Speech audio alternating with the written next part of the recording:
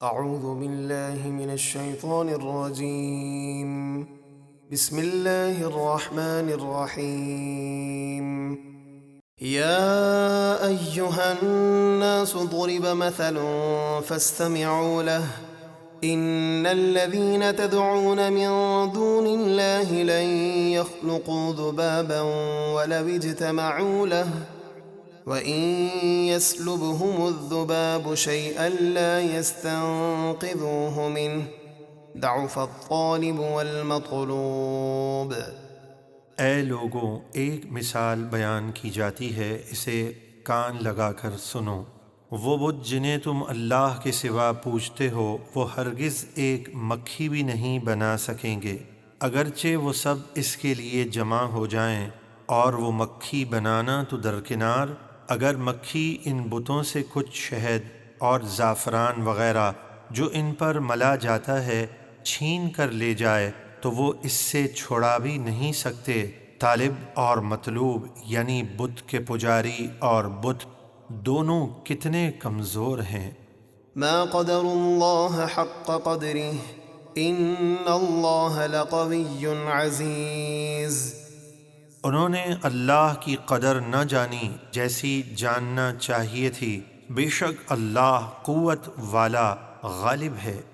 اللہ یصطفی من الملائکۃ رسلا ومن الناس ان اللہ سمیع بصیر۔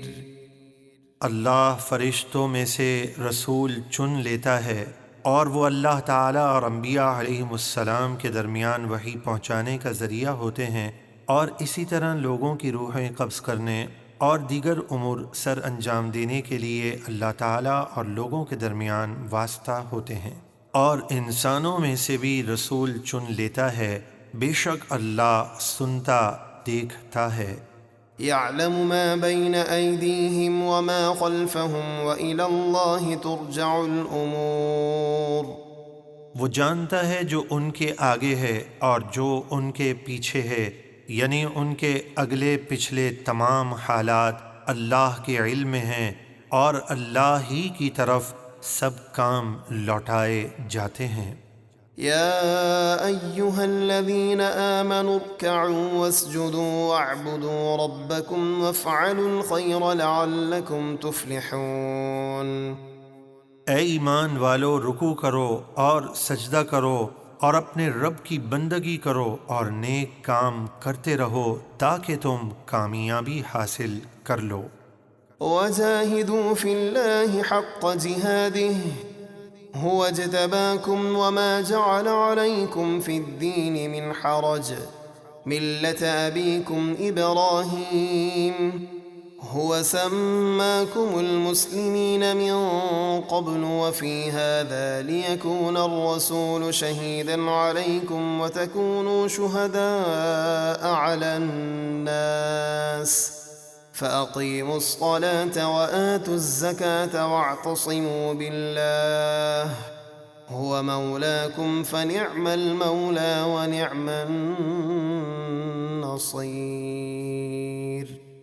اور اللہ کی راہ میں جہاد کرو جیسا جہاد کرنے کا حق ہے، اس نے تمہیں اپنے دین اور عبادت کے لیے پسند کیا اور تم پر دین میں کچھ تنگی نہ رکھی، بلکہ ضرورت کے وقت آسانی دی، جیسے سفر میں نماز قصر ادا کرنا وغیرہ، اور تمہارے لیے تمہارے باپ ابراہیم کا دین پسند کیا پہلی کتابوں میں، اور اس قرآن میں اللہ نے تمہارا نام مسلمان رکھا ہے تاکہ یہ رسول روز قیامت تمہارے گواہ ہوں کہ تمہیں اللہ کا پیغام پہنچا دیا، اور تم دوسری امت کے لوگوں پر گواہی دو کہ انہیں ان کے رسولوں نے اللہ کے احکامات پہنچا دیے، تو نماز قائم رکھو اور زکوٰۃ دو اور اللہ کی رسی مضبوطی سے تھام لو اور دین اسلام پر قائم رہو،